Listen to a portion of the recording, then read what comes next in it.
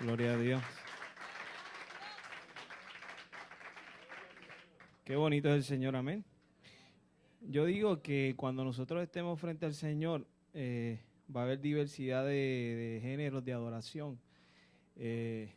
Los de África no adoran como nosotros, los de la India tampoco, los de República Dominicana. Y pienso yo que cuando estemos delante del Señor, va a haber mucha diversidad. Algunos van a estar de pie, otros van a estar postrados, y creo que ese es el Dios que nosotros le servimos, un Dios de diversidad, un Dios que en medio de la diversidad se manifiesta. Así que prepárese para cuando llegue el cielo y vea a los muchachos de Loíza tocando plena, bomba y plena. Prepárese cuando llegue al cielo y escuche a nuestros hermanos de la India adorando como ellos adoran, y en su idioma quizás, y que usted no lo entienda. Algo yo sí estoy bien seguro es que la presencia de Dios está ahí. Yo, cuando estuve en la India recientemente, en abril, en medio de la adoración, yo a veces me ponía un poquito, me desesperaba un poco, porque como no entendía el idioma, en medio de la adoración, ellos comienzan a cantar y se envuelven de una manera que es increíble. Pero algo sí yo estaba seguro, y era que la presencia de Dios se manifestaba tan palpable y tan real, y ellos estaban cantando en su idioma tamil, en su lenguaje tamil, pero yo sentía la presencia de Dios, y yo decía, Dios mío, ¿qué es esto? Y ellos cantaban y cerraban los ojos, y ellos tiraban en el piso, ellos están todo el culto sentados en el piso, unas mantitas en el piso, y viendo la adoración de ellos tan genuina, tan real, llorando, se postraban en el piso. Y es la presencia de Dios donde quiera, en la India, en Puerto Rico, en China, en El Salvador, donde quiera la presencia de Dios está. Así que usted no se sorprenda cuando usted llegue a un lugar y ve este tipo de género tocando, adorando a Dios. Yo le doy gloria a Dios porque están adorando a Dios. Amén. Así que saludamos a los muchachos. Allá tenemos muchas amistades en Loíza. Yo estuve un año trabajando en Loíza, y yo creo que en septiembre me toca ir a Loíza. Tengo allí al mando de apellido Lanzó, Armando Lanzó, ¿lo conocen? A Luis Lanzó y toda esa gente buena de Loíza. Y en Loíza estuve un año completo corriendo a Carrera, Villacorobó, estuve en Miñi, por ahí para adentro estuve yo metido en Loíza. Así que adoramos al Señor, y reciban en esta noche saludos de mi esposa Joan y de mis muchachos, que le envían saludos en esta noche. Saludamos a todos los que están en sintonía del canal de Kairos TV, que a través del internet están conectaditos ahí. Así que a todos los amigos y hermanos que están conectados, pues en esta noche les bendecimos y esperamos que Dios le hable a su vida de una forma especial. Agradecemos a los hombres de esta casa. Denle un aplauso a los hombres de esta casa. Yo miraba a esos 4 adoradores ahí. Increíble. Qué maravilloso. Dios es bueno, Dios es bueno. Y miraba ahí a los muchachos adorando a Dios. Y qué tremendo es Dios, como estos muchachos adoraban a Dios ahí con esa libertad que lo estaban haciendo. En esta noche yo le voy a invitar que usted esté en pie. Rapidito vamos a la palabra del Señor. Agradezco a mis hermanos, mis amigos. ¿Qué más puedo decir de ellos? De los pastores de esta casa, de Ángel y Migda, que para mí son muy, muy especiales, y tanta gente que conozco aquí que son muy especiales para nosotros. Y Beli, que la amamos un montón, a Mikey, a su familia, y a todos los hermanos que conocemos y que estamos aquí, ¿verdad? Con ellos compartiendo en esta noche. Y me ha tocado este privilegio de predicarle en este comienzo de campaña. Si hay 2 cosas que yo a veces tengo un poquito de... es empezar una campaña y cerrarla, no es lo mismo. En el medio uno está fluyendo en lo que está, pero empezar una campaña y cerrarla, pues es una responsabilidad para mí. Ese es mi carácter personal. Para mí es muy especial, porque de acuerdo a cómo arranque la campaña, como el primer predicador, y hay predicadores que a veces se mandan y dicen, ¿qué fue lo que predicó el de ayer? ¿Con qué vino? Y a veces, y vamos en la línea, no vamos. Pero yo sé que Dios está aquí, Dios nos va a bendecir. Y Dios nos va a hablar. Yo voy a honrar su tema, lo voy a honrar, y vamos a predicar de acuerdo al Señor nos ha dado en esta noche. Busque su Biblia en el Salmo 107. Salmo 107 y el verso 20. Voy a estar tocando varios textos bíblicos, así que yo le invito a que usted deje su Biblia por ahí cerca, porque vamos a estar tocando varios textos bíblicos y vamos a hacer referencia allá. pero la base que yo voy a estar tomando es el Salmo 107 y el verso 20. Cuando lo tengan me dicen amén. Dice la palabra del Señor, a la gloria del Padre, Hijo y Espíritu Santo. Amén. Envió su palabra y los sanó y los libró de su ruina. Voy a repetir ese texto del 20. Envió, ¿qué envió? Su palabra y los sanó y los libró de su ruina. Padre, te doy gracias, te adoro, te glorifico. Gracias en esta noche especial, Señor, por la oportunidad que tú nos das de compartir tu palabra. Señor, bendice nuestras vidas, bendice tu pueblo, bendice las visitas que están aquí en esta noche y sé tu propicio, Señor. Conforme al denuedo, la autoridad que tú das, queremos ministrar tu palabra y queremos salir de aquí transformados, edificados, cambiados, mudados, Señor, en el nombre poderoso de Jesús. En esta noche, salva, sana y liberta para tu gloria. En el nombre de Jesús, amén. Y amén. Usted se sienta, le da un fuerte aplauso al Señor.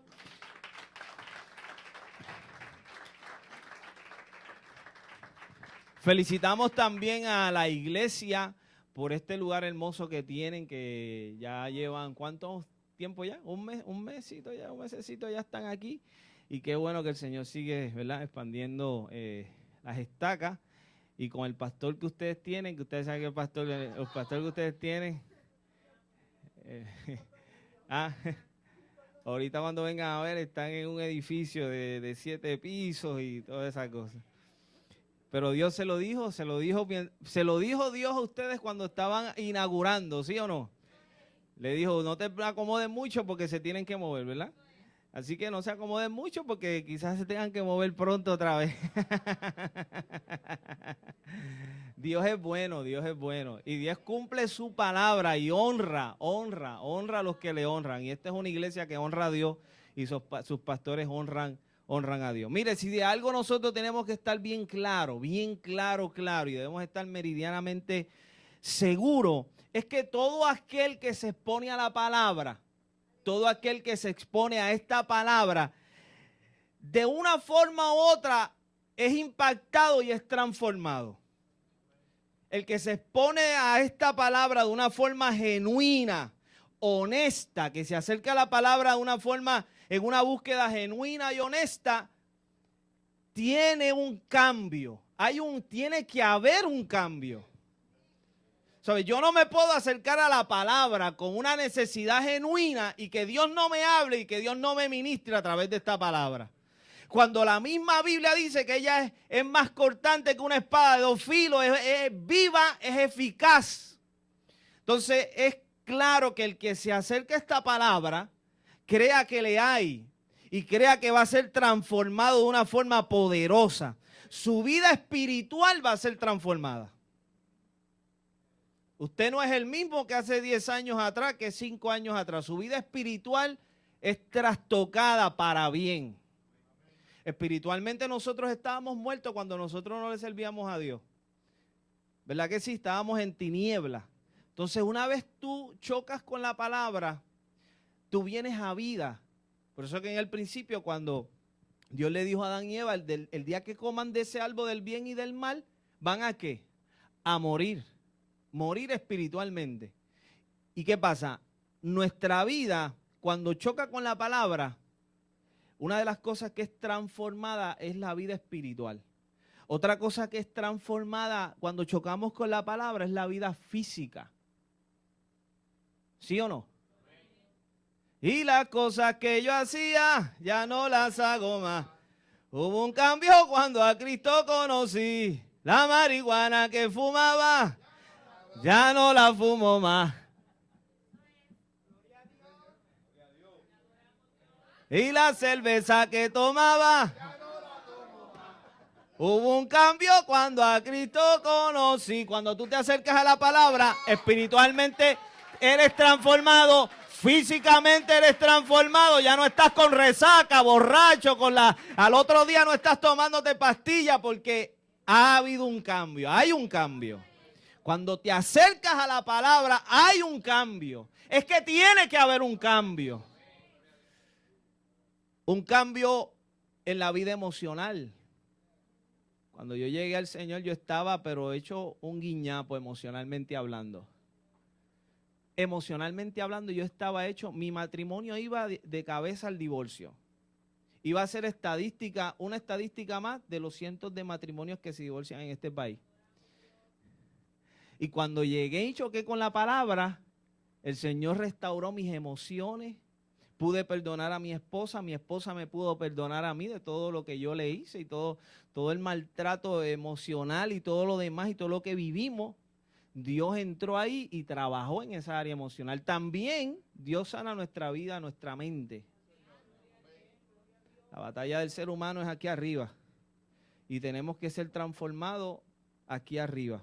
Nuestra mente es un campo de batalla increíble.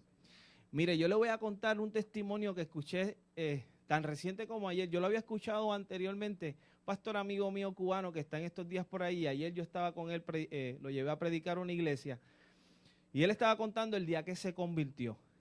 Y cuando él estaba contando el día que se convirtió, él era un ateo, médico, oftalmólogo. Y él dice que cuando está en este lugar donde están llevando a cabo este culto, para que vea lo poderoso que es la palabra de Dios. Cuando él está en este culto, en una casa culto en Cuba, él le dice, pero ¿ustedes creen en esa tontería de Dios? Y él, ateo, imagínate, médico al fin. Y en medio de la conversación, la misionera que está le da un Nuevo Testamento. Y cuando le da el Nuevo Testamento, él le dice, si tú me quitas la borrachera que yo tengo, porque estaba borracho en ese momento que estaba en medio del culto, él estaba embriagado. Dice, si el Dios ese me quita la borrachera que yo tengo, yo puede ser que le sirva. Y nada, ella le dice, mira, yo lo que voy a hacer es una oración sencilla y voy a pedirle a Dios que te toque y que Dios ministre tu vida nada más. Y la pastora hizo una oración sencilla y le entregó el Nuevo Testamento y le dijo, empieza leyendo el Salmo 13, y él le dijo, pero ¿por qué no el 15? Le dijo, porque estaba en el 13 de abril, creo que era, el día 13, y le dijo, léete el Salmo 13 porque estamos el día 13, el día 15 vas a leer el 15, así que léete el 13 que es el del día de hoy. Y él lo leyó y el Salmo 13 empezando dice, ¿hasta cuándo Jehová me olvidarás para siempre? ¿Hasta cuándo esconderás tu rostro de mí? Y él comenzó a leer eso. Él dice que al otro día cuando está en la clínica, llega un hombre que él lo va a atender, él está pasando su resaca y cuando él le pasan este hombre, un hombre trigueño alto, él está verificando el ojo y él dice que él no ve nada, no ve ni la pupila, nada, él no ve nada en el ojo, él está buscando y al final, él dice que al final del ojo le aparece ¿hasta cuándo? ¿Hasta cuándo esconderás tu rostro de mí? Al final del ojo. Él soltó la herramienta esa que tenía en la mano. Y desde ese día al sol de hoy, un pastor que estaba dirigiendo 100 iglesias en Cuba, tiene una iglesia que ahora tiene que construir un cuarto piso porque la gente no le cabe. Tiene un montón de gente en Cuba, que la cosa no es tan fácil como lo es aquí. Y Dios hace cualquier cosa por salvar a una persona. Y este testimonio es tan impactante porque sabes que estuve en esa porción bíblica en el ojo de una persona al final. ¿Sabes? Dios no se limita a hacer las cosas para salvar a una persona. Ahora, yo quiero hablarles de una persona que fue transformada en la palabra y que nosotros todos lo conocemos. Pero les voy a hablar brevemente porque usted sabe la historia de él. Y es el apóstol Pablo. Usted sabe que el apóstol Pablo era un perseguidor de la iglesia, que era un religioso, judío religioso, que lo que hacía era que perseguía a la iglesia creyendo que estaba adorando a Dios y que estaba honrando a Dios. Y de las cosas que Pablo hacía era agarrar a los cristianos y llevarlos a la cárcel y llevarlos presos para que allí los juzgaran y hasta los mataran. Entonces estamos hablando de un hombre que era muy recio, un hombre muy duro, un hombre que él lo que pensaba era que cada cristiano que él arrestaba, él estaba glorificando y adorando a Dios. Que cada hermano y hermana del camino, como se conocen, como se conocían en ese momento, él estaba honrando a Dios. Pero algo le pasó al apóstol Pablo, y es que el apóstol Pablo en una ocasión que están apedreando a un joven que se llamaba Esteban, evangelista Esteban, cuando lo estaban apedreando, el capítulo 7 de Hechos, nos cuenta todo lo que pasó allí. Y resulta que cuando están apedreando a este muchacho, a este hombre de Dios que vivía y había sido transformado por la palabra, frente a aquellos que lo estaban juzgando y lo juzgaron hasta el punto que le entraron a pedrada, lo lapidaron. En medio de aquel juicio que le estaban haciendo, él comenzó a predicarle. Y empezó a hablarle desde Moisés hasta acá, hasta Cristo. Y la Biblia dice y cuenta todo lo que él le dio una escuela bíblica. Y él empezó a hablarle, y en el capítulo 7 de Hechos, él cuenta todo. Y aquellos hombres que estaban allí, judíos que estaban allí, ellos, la Biblia dice que cuando oían estas cosas se enfurecían, dice el capítulo 7, verso 54. Oyendo estas cosas se enfurecían en sus corazones. Y mire lo que pasaba con ellos. Crujían los dientes. La palabra hace crujirle los dientes al diablo, a los demonios. A la prueba, crujen los dientes. Pero dice la Biblia, Esteban lleno. ¿De qué? De vanagloria. Esteban lleno de autosuficiencia. Esteban lleno del Espíritu Santo, puesto los ojos en el cielo, vio la gloria de Dios. Y dice la Biblia, y a Jesús que estaba a la diestra de Dios, y dijo, he aquí veo los cielos abiertos, y al Hijo del Hombre que está a la diestra de Dios. Wow.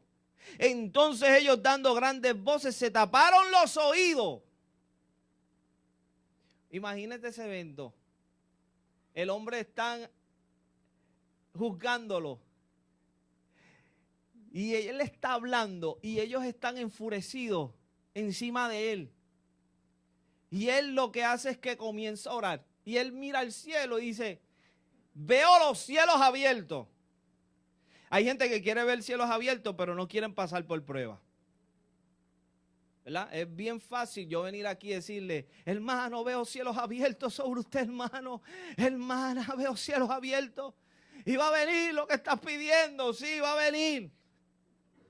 Espéralo, claro. Y tú ahí, aleluya, gloria a Dios. Y mueves la cabeza. Y yo ahí, yo veo los cielos abiertos. ¿Quieres una profecía hoy?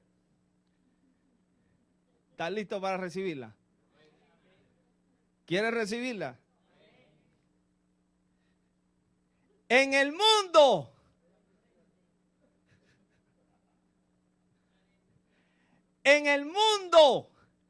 tendrás aflicción, pero confía. ¿Tú quieres ver cielos abiertos? ¿Quieres ver cielos abiertos? Va a llegar gente que va a crujir los dientes. Va a llegar gente que te va a señalar, te va a hablar mal de ti. Va a llegar gente que va a decir lo que no es de ti. ¿Sabes que el libro de los Hechos es un libro que cuando tú lo comienzas a leer, los primeros capítulos es gloria, gloria, gloria y de momento sufrimiento? Y después gloria, y después sufrimiento, después gloria, después sufrimiento, gloria y sufrimiento, sufrimiento y gloria, gloria y sufrimiento.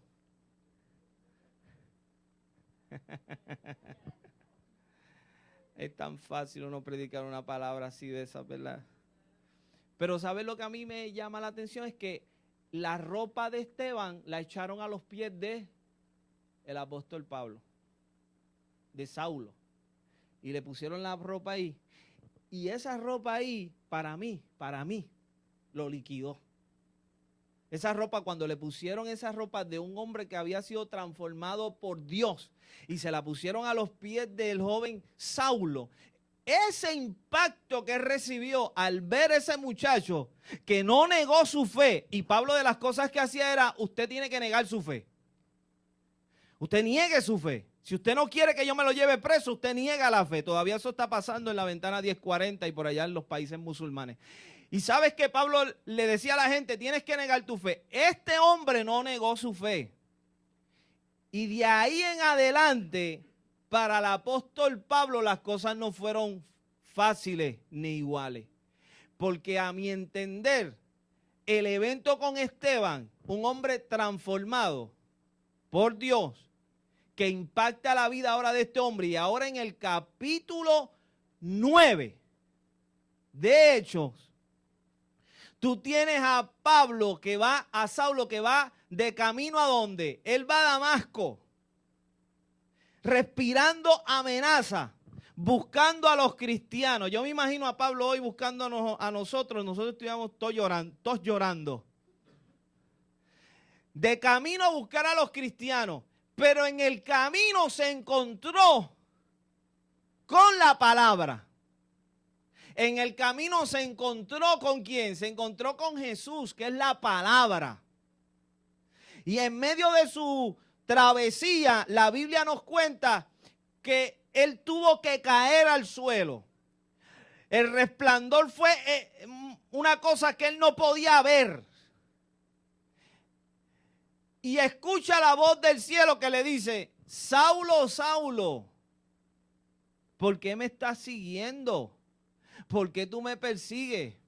La reacción del hombre es, Señor. Bajó, ¿verdad? Bajó el Señor, ¿qué tú quieres? Señor, ¿qué tú quieres que yo haga? Y el Señor le dio instrucción y le dijo, vete a tal lugar, a tal sitio, que allí yo te voy a decir lo que vas a hacer. Los que estaban con él estaban atónitos, todos estaban atónitos y todos estaban perplejos de lo que estaba pasando. Fue impactado por el testimonio de Esteban, un hombre transformado, una mujer transformada, impacta con su testimonio. Hay veces que nosotros no tenemos tiempo para hablar. Hay veces que nosotros no tenemos tiempo para aleluyar. Hay veces que nosotros no tenemos tiempo para decir, la Biblia dice en el capítulo tal y el versículo tal. Hay veces que nosotros no tenemos tiempo para eso.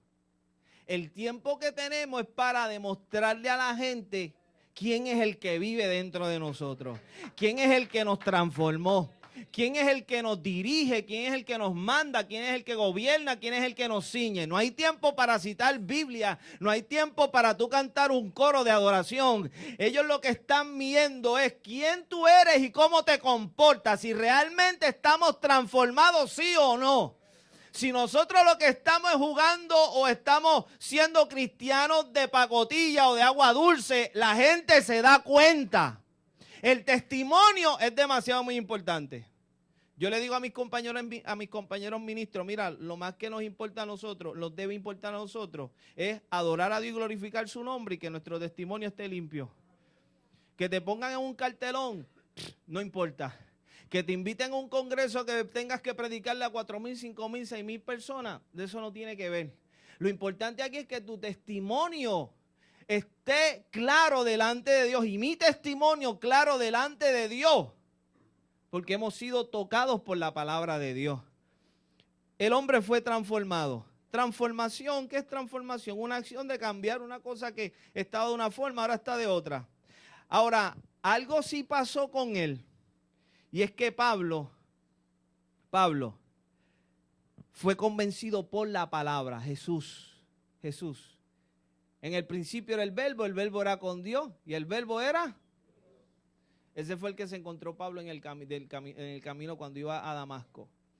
La palabra es poderosa, que los testimonios que uno puede recibir de ella y lo que uno puede aprender de ella. Y cuando la palabra te saca de apuros, ¿a cuánto la palabra les ha sacado de apuros? Cuando estás buscando una contestación a algo y estás pidiendo que Dios te conteste. Mire, a mí me pasó cuando Joan todavía estaba en la congregación de los mitas. Ella llevaba a los mitas, yo no sé si yo la contaba aquí anteriormente, pero cuando, para beneficio de los que no han escuchado, para que vean lo que es el poder de la palabra. Cuando Joan llevaba a los mitas a casa, ya yo estaba convertido al evangelio y ella llevaba a los hermanitos mitas a casa para que me trataran de convencer. Y yo recuerdo que un sábado ella los llevó y yo estoy acostado, eran las 7 de la mañana. 7 de la mañana un sábado. Y yo recuerdo que eso era una crueldad, Ibeliza, eso era cruel, era bien cruel. Y yo le decía a Joan, Joan, yo no tengo que hablar con ellos, quien tiene que hablar con ellos eres tú, porque yo no voy a la iglesia de los mítines, no, tú tienes que salir porque tú eres el hombre de esta casa, si tú no sales, quiere decir que a ti no te importa nuestro matrimonio, y olvídate. Y yo recuerdo que salgo, dije, bueno, está bien, los voy a recibir, salgo, y ya tú sabes, todo ahí, me preparo, no tenía pelo para ese tiempo, y salgo ahí y yo me siento y el hombre me empieza a decir que Aarón es santo. Y me empieza a decir que Aarón es santo, que imitan a Aarón, que eso es lo que es la verdad, que la Biblia no se puede leer como una novela y todo esto. Y yo estaba recién convertido, lo que tenía eran como 3 semanas de convertido. Y yo lo que me sabía era creer en el Señor Jesucristo y serás salvo tú y tu casa. Y de modo que si alguno está en Cristo, nueva criatura. Esos eran los 2 textos bíblicos y te estaba tatareando todo lo puedo en Cristo y todo eso, ¿verdad? Pero eran los textos que yo me sabía, nada más. Y recuerdo que él empieza a decirme, Aarón es santo, yo no sé qué. Y yo de momento me puse como nervioso. Y yo empecé a buscar en la Biblia que tenía. Y yo creo que esa Biblia la tiene Ángel la tiene todavía. Una Biblia color browncita. La tiene, ¿verdad, Aarón? Te quiero. Y yo empiezo a buscar y la Biblia me cae en Gálatas. Yo quiero que ustedes lo busquen. Gálatas capítulo 1. Para que ustedes vean lo que es la palabra y lo que es cuando tú eres transformado y tocado por la palabra de Dios. Yo no sabía, solamente le estoy diciendo 2 textos bíblicos. Y en ese momento ellos me están diciendo a mí que Aarón, mita en Aarón es la verdad, que es la verdadera religión y que yo estoy mal. Y cuando ellos me están hablando de eso, la Biblia me cae en estos versos bíblicos en el capítulo 1, verso 6 de Gálatas, que dice, estoy maravillado de que tan pronto os hayáis alejado de él que os llamó por la gracia de Cristo para seguir un evangelio diferente. Yo no vengo a brincar mucho ni a dar vueltas para adelante y para atrás. Lo que yo quiero que usted entienda, que lo va a sostener usted en el momento de su prueba, de su angustia, de su tribulación, es la palabra. Es la palabra. Es la palabra. Estoy sorprendido, dice Pablo. Y yo estoy leyendo eso. No que haya otros, sino que hay algunos que os perturban. Y esa gente me estaban perturbando en ese mismo instante. Ellos me estaban perturbando a mí. Porque me estaban gritando y me empujaban y todo. Agresivo, una cosa agresiva. Mas si aún, oigan ahora, esto es lo que yo me saboreo. Yo cada vez que leo esto me lo sigo saboreando y esto. Mas si aún nosotros o un ángel del cielo os anunciare otro evangelio diferente del que hemos anunciado, sea. Ay.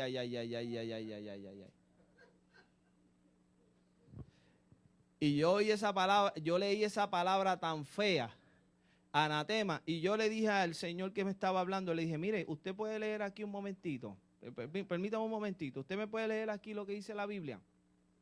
Y yo, sí, cómo no, y empezó a leer, y cuando empezó a leer, la cara se le transfiguró.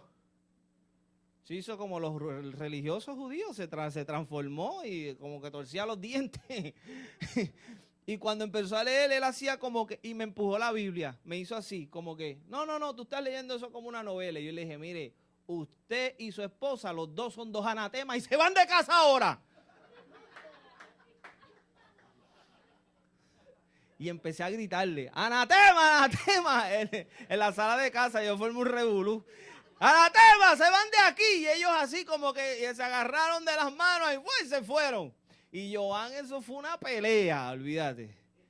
Eso fue una pelea que otro día yo le cuento el testimonio, pero lo que le quiero decir es que lo que me salvó a mí en ese momento fue la palabra. Fue la palabra. Nosotros hemos sido transformados por la palabra, no por una emoción, por la palabra. Una de las cosas que Dios me habló a mí cuando Joan estaba en su asunto con los mitas, el Señor me dijo, tráela a mi palabra, que se allegue a mi palabra. Tienes que buscar la manera de que ella se allegue a la palabra. Y no es que yo le esté citando Biblia, no era eso. Era que ella tuviera un contacto con la palabra. Que ella supiera que hay una palabra que es real, que es viva. Tienes que llevarla a la palabra. Y yo decía, ¿cómo? Y una de las cosas que comencé a usar fue la música. La música y palabra. Y leía los textos bíblicos y ella a veces estaba cerca y a veces escuchaba. Y ella fue acercándose a la palabra. Es lo que transforma nuestra vida. No es el humo, no son las luces, no es el ruido, es la palabra. Créame, iglesia, es la palabra.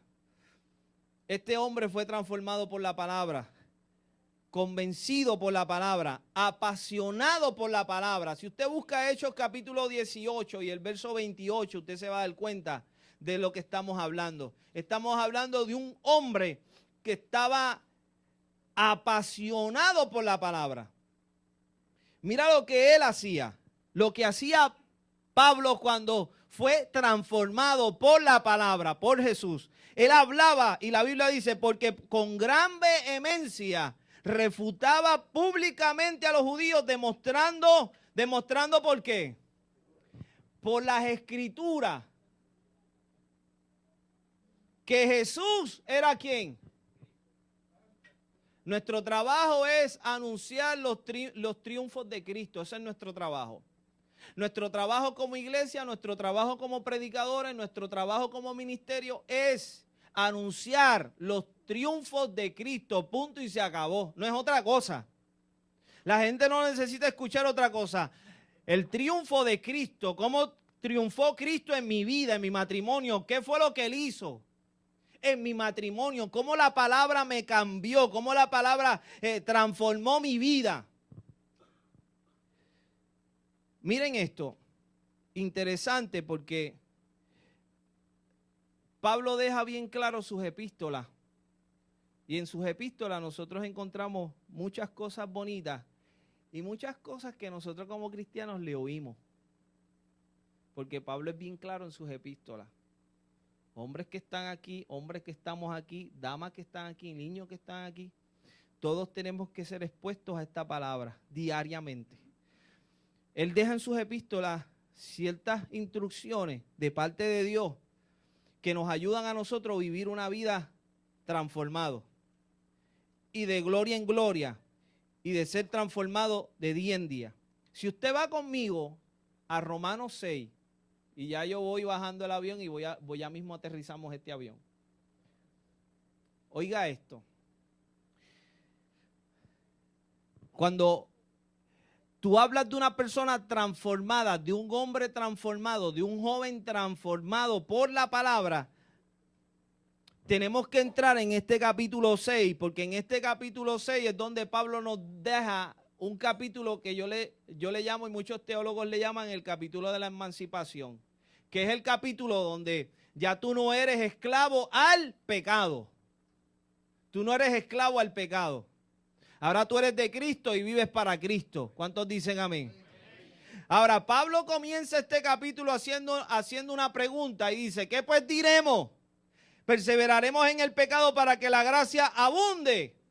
Y el verso 2 dice, en ninguna manera. ¿Por qué Pablo hace la pregunta? Porque en ese tiempo había un grupo que estaba escuchando el mensaje de Pablo y decía, oye, este hombre está hablando de una gracia, que la gracia es el favor inmerecido. Y entonces lo que nosotros tenemos que hacer es entonces cambiar de la ley a la gracia. Entonces vamos a agarrar la gracia y vamos a hacer una licencia para pecar con la gracia, porque la gracia nos va a perdonar como quiera. No importa lo que nosotros hagamos, no importa lo que nosotros inventemos, la gracia nos va a alcanzar. Y entonces Pablo tiene un grupo de gente que está pensando así. ¿Los tenemos en estos tiempos? Hello, ¿se oye? ¿Se oye? ¿Se oye? Gente que piensa que la gracia de Dios es para relajar con ella. Gente, aquí es donde yo pago los amenes a 15 y a 20 pesos. Es el momento que yo los pago a 20 pesos. Pero ¿sabe qué? Es el momento que, mira, la gente piensa que tú te vas a esconder de Dios, que vas a hacer lo que hiciste y te escondiste y dijiste, bueno, la gracia tuya me cubre. Está bien, la gracia te va a cubrir. Pero si entras en un proceso de estar pecando continuamente, una persona que es transformada, un caballero que es transformado, un joven que es transformado, una dama que es transformada por su palabra, tiene que ir al capítulo 6. Muertos al pecado. Muertos al pecado. Ay. Solamente tengo un amén así fuerte en este momento. Yo sabía que esta era la parte que los amenes no iban a faltar. Porque lo que hemos muerto al pecado, oigan esto, porque los que hemos muerto al pecado, ¿cómo viviremos en él? ¿Cómo viviremos en el pecado si hemos muerto al pecado? Mira lo que él dice. En el verso 4, él dice, porque somos sepultados juntamente con él para muerte por él. Bautismo, a fin de que como Cristo resucitó de los muertos por la gloria del Padre, así también nosotros andemos en vida nueva. Esto es vida cristiana 101. Lo que Pablo está dando ahí en el capítulo 6. Vida cristiana 101 es lo que tenemos que vivir. Es lo que tenemos que vivir. Es lo que tenemos que hacer, lo que Pablo nos está diciendo. Ahora bien, hay un verso, el verso 5 dice, porque si fuimos plantados juntamente con él en la semejanza de su muerte, así también lo seremos en la de su resurrección. Sabiendo esto, que nuestro viejo hombre fue ¿qué? A lo mejor tú estabas pensando que iba a venir con un mensaje de que olvídate, de que vas a salir a conquistar y vamos a conquistar. Claro que vamos a conquistar. Vamos a conquistar esas cosas que todavía nos están molestando.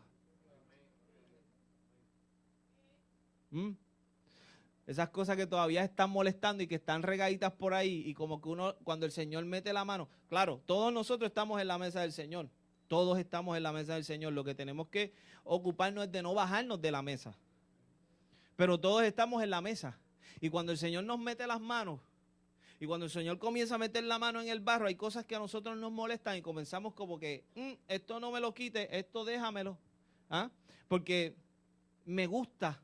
Esto me gusta. Esto me gusta. Pero esto es posible esto que sea pecado. Si es pecado, aunque te guste, es pecado. O sea que yo le digo a la gente, es más fácil vivir en santidad que vivir pecando. Es más fácil vivir en santidad que vivir pecando. Y tú me dirás, no, ¿cómo va a ser? Claro, porque el que está pecando y es un adúltero tiene que andar con 2 teléfonos y esconderlo en el baúl del carro. ¿Verdad? El que tiene una sola mujer, yo ando feliz. ¿Sí o no? El que tiene una segunda mujer tiene que estar protegiéndose y teniendo cuidado que no la preñe, porque si la preña tiene un problema. Ay. Es más fácil vivir en santidad que vivir pecando, ¿sí o no? El que miente tiene que tener mente para recordarse lo que dijo. Sí, pero la cuestión es que el que miente es de mente corta. No se acuerda y te dice otra cosa. Si tú no mientes, tú andas por la vida, ¿qué? Tranquilo. No mientas. Yo no miento. Se supone que no mienta. ¿Cuántos mienten aquí? No levanten la mano. Pero se supone que no. Cuando vas a llenar la planilla, cuando la llenaste los otros días. Ajá. Ya, vamos a dejarlo ahí. Mira lo que dice, sabiendo esto, que nuestro viejo hombre fue crucificado juntamente con él para que el cuerpo del pecado sea destruido, ¿Qué es el cuerpo del pecado que habla Pablo? Pues las malas costumbres. Esas malas costumbres tienen que morir. Tienen que morir. No se pueden quedar conmigo. Yo tengo unos hábitos, unas malas costumbres, yo tengo que hacerlas morir. Como hombre, como caballero, como dama, hay algo que me está mortificando. Yo tengo que ese cuerpo de pecado que se muera. Tengo que llevarlo a la muerte. Y una de las cosas que dice Pablo en ese capítulo es que nos consideremos muertos al pecado. ¿Cómo reacciona un muerto cuando usted va a la funeraria?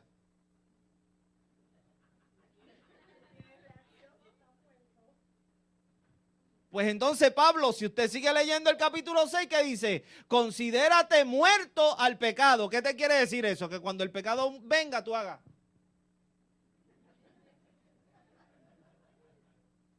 Te dio la vuelta y tú, muerto, muertecito.